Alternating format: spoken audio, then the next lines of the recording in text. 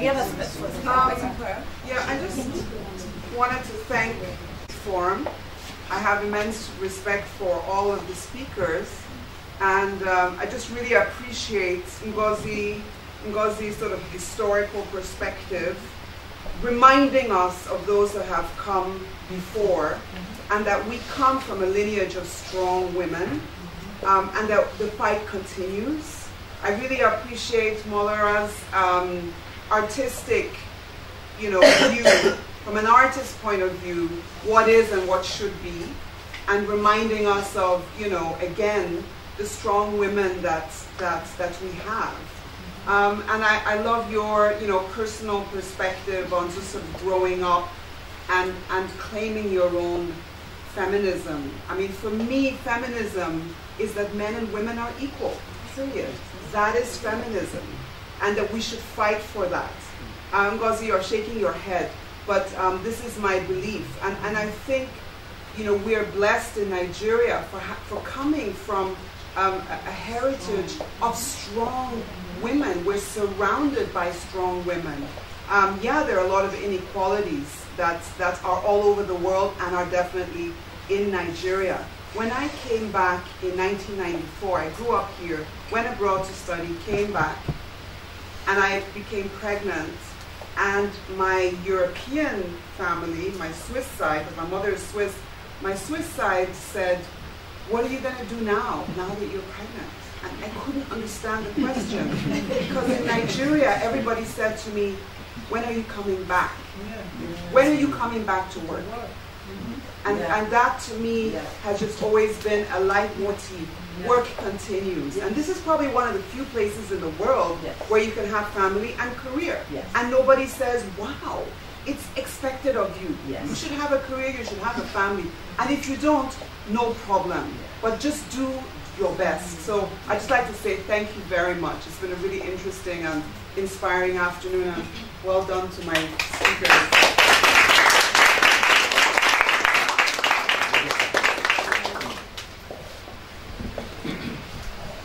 Okay, I wanted to thank and look like how gender can function in different societies, because I think something that can happen in feminist spaces is that we focus on how gender can create victimization. And even though that's important, sometimes it creates a narrowness of perspective that isn't necessarily helpful. So I'm glad that she was able to talk about how power can transmute, even though you're always a woman in all of these spaces, how your power can change from place to place. And then I wanted to address the thing about naming yourself feminist, or the question of undefined feminism. I think what tends to happen is that the people who decide that they want to do the work of addressing structural gender inequality need to name that as feminist. Because if you're focusing on how women are impacted by structural barriers, then that's a political act. And naming it feminist is part of that political act. So I think people can decide whether they want to call themselves feminist or not, especially if their feminism is not necessarily addressing structural power. So women can and often do resist gender inequality just by living their lives. So all of these examples of the powerful women and the strong mothers that we have, who never called themselves feminists, but still had to navigate these patriarchal structures in ways that did not diminish their power. They didn't have to name themselves feminists. Their actions still qualified as resistance. It doesn't have to be, "Oh, this is feminist." It's just, I'm a woman living in the world. That alone is resistance. So the argument about should we call this feminist or should we not, if it's a political thing and it's a commitment that you have and it's a work that you want to do, then I do think it's important to name that feminist. Other than that, just live your life and challenge the mess, but live your life. That's what I think.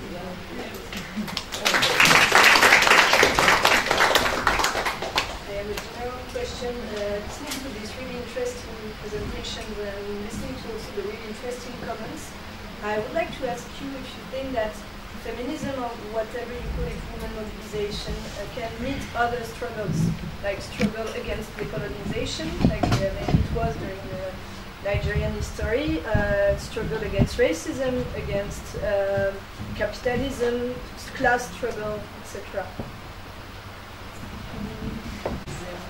Versus humanism, and then the marriage issue. And starting with the feminism and humanism, it comes to what you are saying. If all you are fighting is women's rights,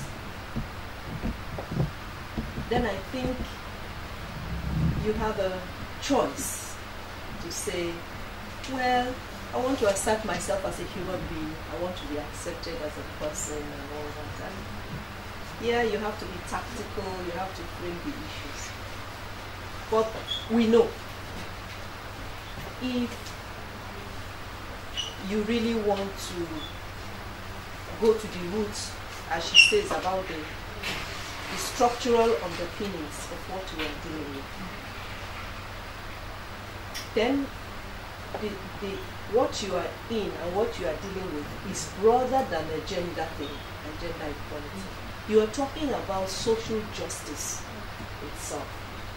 And you have no choice if that is the area you have chosen to work in, but to link the struggle for women's rights with the struggle for the rights of everybody. Because if men who have all the privileges have class issues that are very bad, you know, we always like to say that in WIN we have this, oh, men are oppressed. Because people say not only women are oppressed, but women are doubly oppressed. Sometimes it's triple oppression that they face. If you want to fight poverty, women are the face of poverty. It's feminized. There's a poor man, a poor woman is poorer than a poor man.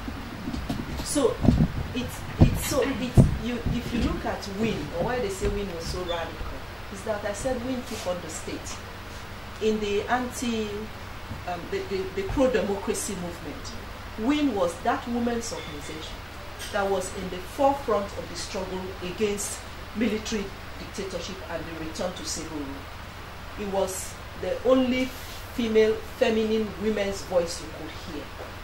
And of course, it's not pretty because if you're fighting the state, then there's a price to be paid. And then people feel that women should not be exposed to pay that kind of price. Like maybe you get arrested, you go to prison and so on. But I think she put it succinctly when she said, it's so broad. This is about life. So you have to pitch your tent somewhere. And where you pitch your tent depends on, yeah, if it's Canada, it's very cold, then you have to wear a thicker coat. You know, if you're in the Middle East and it's very hot, then you have to wear cotton. So that's what determines what you do. International Women's Day, people did a lot of things to mark it. But first of all, it was through women's struggle that that day was set aside in the first place, so that we can draw attention to the plight of women, and everybody's celebrating it. But on Wednesday, some of us were marching. We marched to Alausa. The governor wouldn't see us, and we had to tell him a few truths. You know, I personally said, look, you are paid with public money, you are our employee, so you've got to see us. And then we went to the house the Lagos State House of Assembly, and we were graciously received. But one of the things I said, I mean, if you can read this, we're talking of participatory budget. I told them straight that the Lagos State budget, you don't give us the details. You just put, you know, we want to see what you budgeted, so that we will know how to make our input and whether what you voted is our priority as women or not. And of course, what came out of that is, okay, we're going to give you the copy of the full budget. But we are following up with a letter to say, don't just give it to me or to women's groups. Publish it on your website.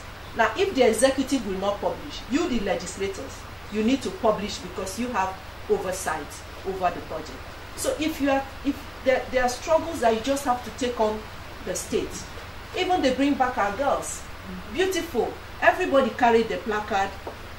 What's her name? Obama's wife, and everyone, very nice struggle. After that, everybody goes to sleep. There has to be those crazy people in society at any historical moment who will say, we are going to stay on this issue. You don't have to like us, right? If we are on the street, you can send the police to barricade us when we are marching. And we are ready to be barricaded by the police. And people are ready that you can get shot. You know, for us, it is something that is worth living for. But there are always people in society for which it is also something that is worth dying for. And I think it's all good. People have to fight in different ways, use different tactics. Now, for the marriage, I married at 33. Now, if today, you can think of how people respond when you are not married. In my time, if you are not married at 23, you are a dinosaur. And everybody is going to be on you. But what I did was to say, I'm not getting married to any man who's going to treat me as a maid.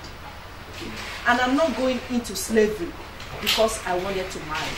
So come back to love. I want to marry for love. And people said to me that such a man does not exist. And I said to them, somewhere out there is a man who's being told that a woman like me does not exist. So because I exist,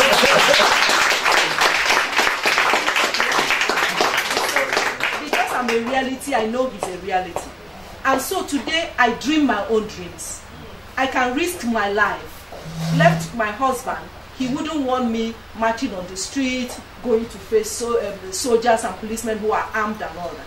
But because he has accepted that that is my choice to make about what risks I take with my life, all he has to do is to be supportive and also be ready that if something were to happen to me, he would have to bear the burden of how to raise the kids. So I just think it's what we want to commit to, and whatever we commit to that is helping us to achieve the objective, I think it's fine. It doesn't have to be either this or that.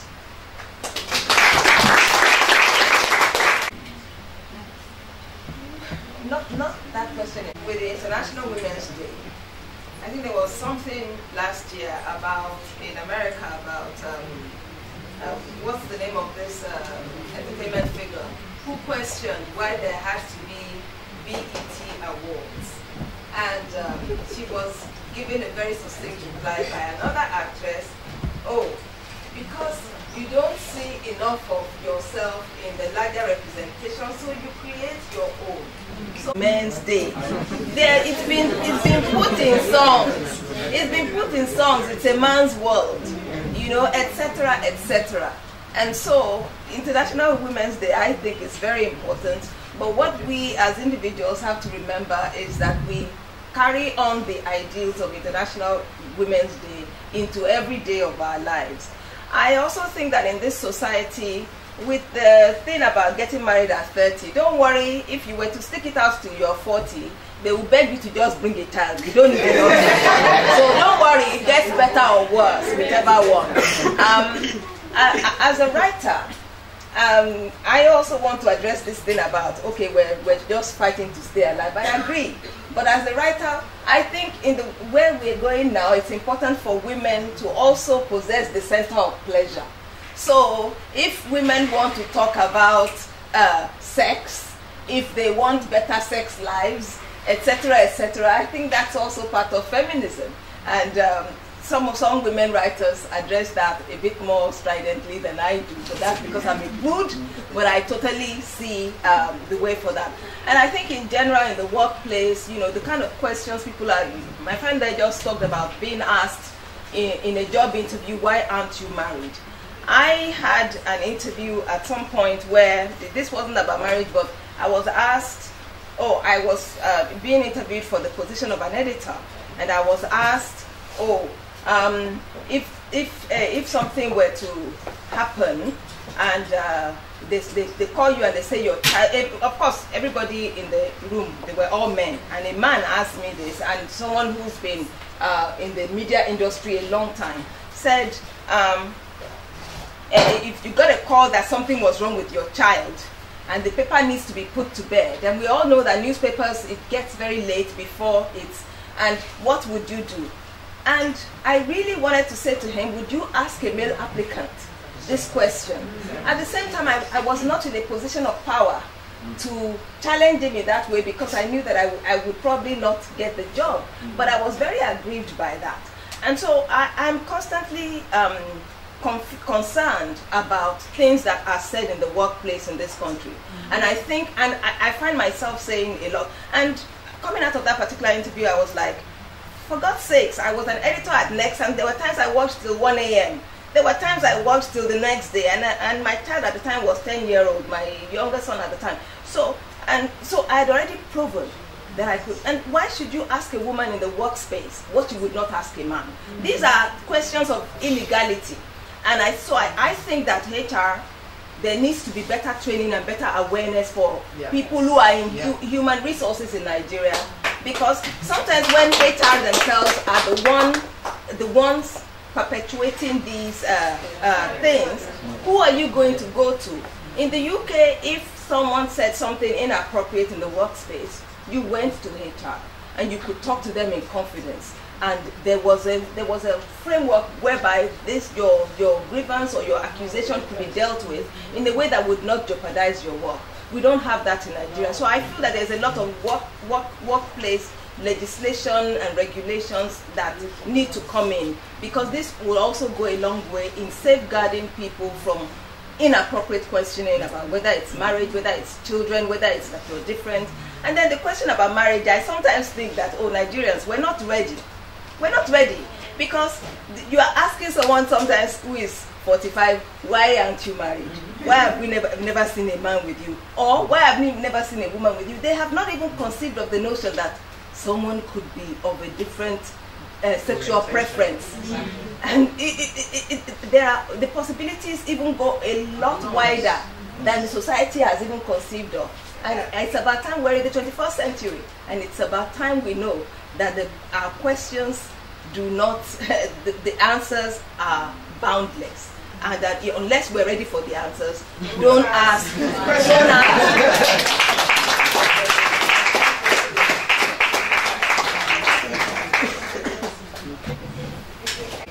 So the issue of balance, that's what troubles me, especially for my generation. I feel like when we talk about feminism, the whole fighting thing, it has taken a bad toll on the youth, and people, I mean, girls are fighting what they shouldn't be fighting. I mean, they don't really understand the concept. I mean, you have people who could have been married, but because they were, I don't know, fighting men.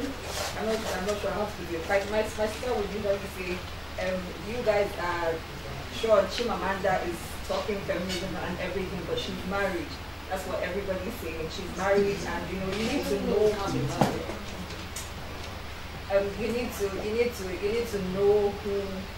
I feel like feminism is like knowing who you are. I mean, it's like coming into your own, basically. That's what it is for me. That's how I see it. It's like, how do I put it now? There has to be a balance. What she said about if the state, for instance, is trying to suppress your voice or something, that's the type of thing you should react to. I don't feel like when people are in marriages, you see them, they are too strong, too tough with the men. That's how I see it. Like some women are too tough with the men. That's how I see it. That's my own angle.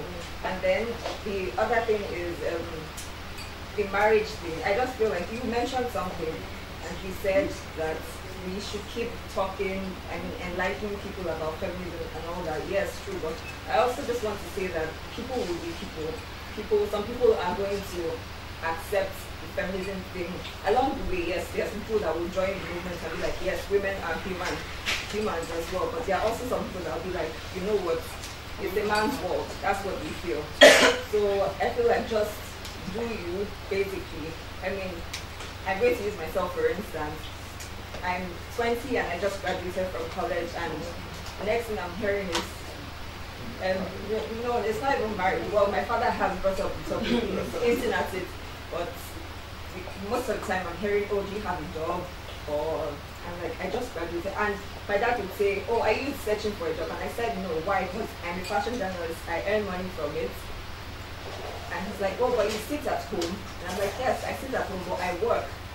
So people want, I mean, like, the whole concept is that you should, how do I say it now? Human beings want you to, there's a way of the world. You understand? This how people see things, like it should be done this way. There's an order. There's an order, but it should be done a certain way, and I don't agree with it. Yes, exactly. I don't agree with it. So that's what. But do you agree with that order? I think it's. I don't. That's what I'm saying. Sorry, I don't want to hog the floor. But lines like women are too strong, women are too busy, women are fighting. No, it's the way patriarchal society has chosen to describe and frame women. Any woman who has self-possession is a threatening creature in this environment. The fact that you have self-possession, you know yourself. The fact that you have self-possession, you know yourself. You know where you think. What you think about things, your place in the world, is threatening to people. Yeah. So you can be described as being militant, as being aggressive, even when you are not. Yeah. So we must always interrogate the language by which society labels us.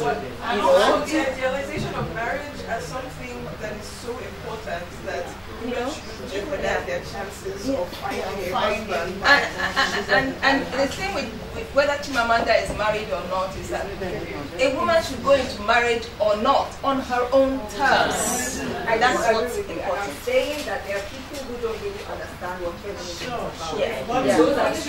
I think but the more we talk, the more we create awareness, and hopefully people become gradually more enlightened. It's an ongoing process. And I think to add to that, I think that we don't recognize how patriarchal the society is, even when we are fighting the fight, because it is so deeply entrenched that the majority of women, the majority of everybody is, and everything that's said, everything that's done is based on that, preserving that patriarchal system. So it's so hard to even know when even you as a feminist will find sometimes that you say something to your daughter or you say something to another woman and then you're like, why did I say that? I mean, it's so part of the culture that women are ready to fight you to keep this system going.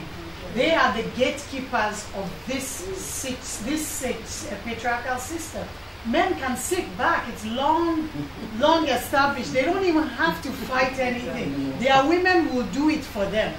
So I mean, I was not considered a feminist in America. I was just, but upon arriving here, just by the very nature of how I think I'm a feminist, it's not that I made a choice to be a feminist. You see what I mean? It's so bad. It's so terrible that women will say little things like, oh, you know, she thinks she's a man, that she can have, how can you compare a man to a woman? Maybe a man has the power to sleep with, like, you know, 4 women in one day. Well, how can, like, it comes down to even these little conversations that are so ridiculous. Like, okay, but how can a woman think that she can satisfy more than one man when a man naturally can sleep with like 5 women in one day and still look for more? You know, like, and they'll argue these types of things. I think she's looking for guidance. Yes, so it is mad. It is mad around you. Is what you have to understand. No. They are in a place of madness. I'm sorry. Can I just bring it back to this lady? Right. Correct me if I'm wrong. I think what you're saying is you're looking for guidance. Am I correct? Because you hear there's a part of you that understands there's an order, and there's another part of you that's questioning that order. And you're 20 years old, you say, and you're not quite sure where exactly you fit. Because there's a mouth that's saying to you, go and get a job, you know you're working, but there's also the things that's going in the other ear that's saying, you know, go and get married. And you're just trying to sort of find, where do I fit?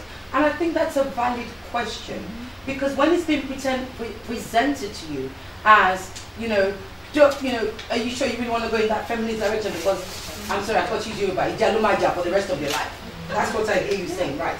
And on the other hand, you're saying, you're thinking, well, actually, I think there's a part of me that wants to be, that is a feminist. But I don't want to fight because I'm not confrontational. And I think that's what Malara is also trying to tell you, is that, you know, don't allow yourself to be labeled. You see what I'm saying? Don't allow yourself to be confined. Don't allow yourself to be barriered into a box. What you are at the age of 20 certainly is not going to be who you are at the age of 25. Allow the growth to continue and keep listening. That's what I say.